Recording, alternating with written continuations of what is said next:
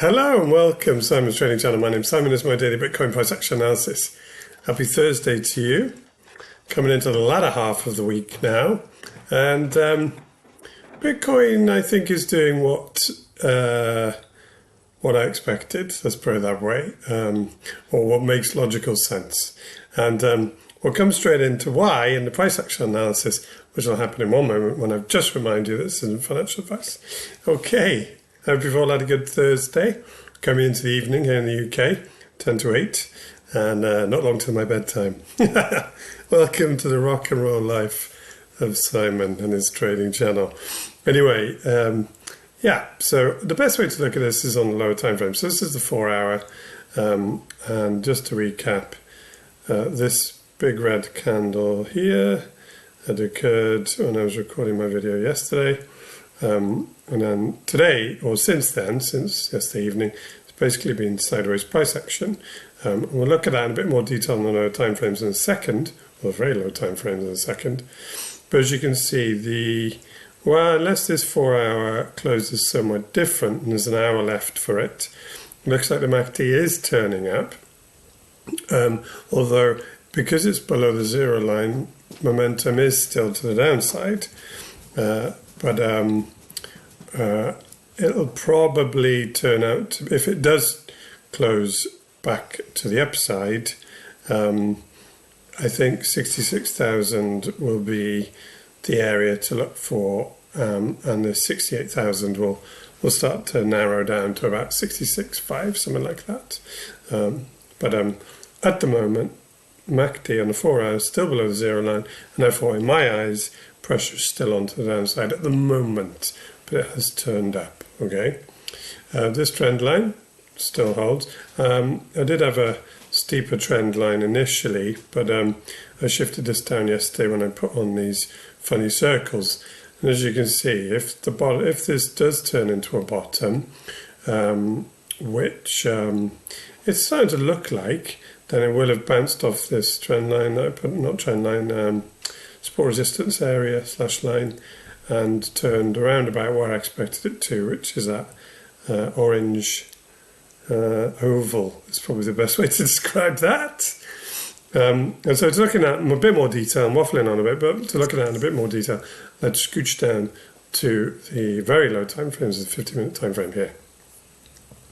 Okay, so you can see, so I had this blue line as basically a pullback target when Bitcoin started to show, when Bitcoin broke below the bottom of this range. So I don't know if you recall, but I had a mini range, like a super low time frame range, with a bottom here, and the top was just there, right?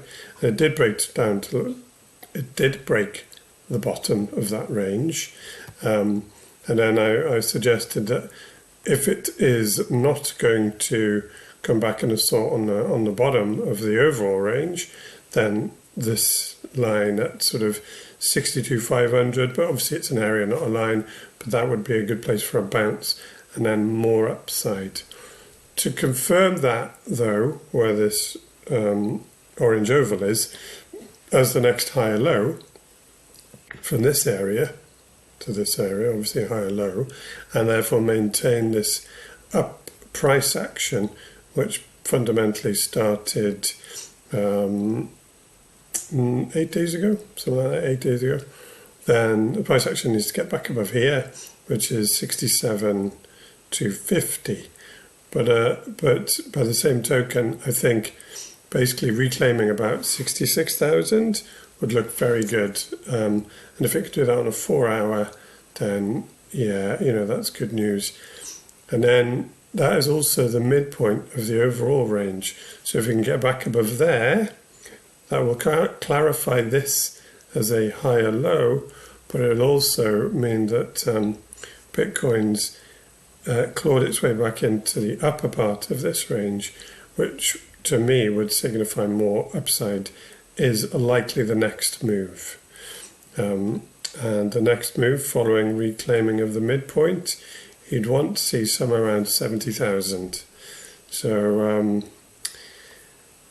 yeah, something like, I need a highlighter for a change. Why not? Something, highlighter's weird. Something like this, up to 70,000. Oh, I quite like the highlighter. Would be good, you know. Break above the midpoint, confirm this as a higher low, and then retest the midpoint as support, followed by another move up to around 70,000. That would make perfect trading sense and perfect chart sense. Whether or not it happens like that, nobody knows, because that's all in the future. Do the reciprocal. So the reciprocal clearly being what happens if this does not become a higher low. So for example, let's get that highlighter again, I like it, it's good. So for example, if it fails where it is, or indeed fails to get back above the midpoint, which is also the current high, and starts to show bearishness, particularly if it then breaks down below the 62.5 area and looks something like that, then clearly that is not consistent with this remaining an uptrend. That would start to look like a change in character from this uptrend, and therefore lead to more downside. And more downside from around these areas would look like another assault on the low, on the low of the overall range. So so those are the two possibilities I see from here. I have to say, we'll just check in on momentum. So momentum on the 15-minute time frame is certainly up. Momentum on the hourly is down, and it looks like it crossed 67,300. So that's back above the midpoint, and it's the same for the 4-hour, but slightly higher. But the reclaim of the midpoint on the MACD on the 4-hour is, above the midpoint. So if the 15-minute can maintain its upward momentum, that will then bleed into the hourly and 4-hour, so they probably a bit far away for the daily at the moment, but that will then bleed into the other lower time frames up to 4-hour, and then that would, if the 4-hour switches, if the MACD gets above the midpoint, following a low time frame move up.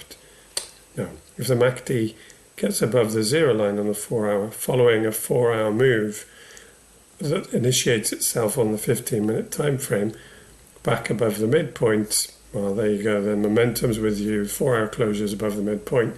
That would all look very good and very positive for more upside. At that point, the daily MACD will probably get close to crossing the midpoint, the 0 line as well, to the upside, and then, then it's all guns blazing, I think, to the upside. So, what are we on now? What am I on? Half past, I don't know what. I don't know what I'm on at the moment. I'm on some squash. That's what I'm on. Anyway, to recap, basically at this point, I think nice bounce off the area that I thought. This has to become the next higher low, and to do that, price needs to get back above this high, which is around the midpoint of the range. And if Bitcoin doesn't achieve those, then it looks like another move down.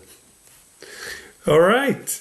If you've enjoyed the video, please like and subscribe, because if you do that, you get a notification that comes up telling you when I do my next video, which will be tomorrow. Along those lines, if you didn't enjoy this, then please don't come back tomorrow, because I'll be doing it again. All right, take care. Enjoy what's left of your Thursday, and I'll see you tomorrow for the end of the week on CME.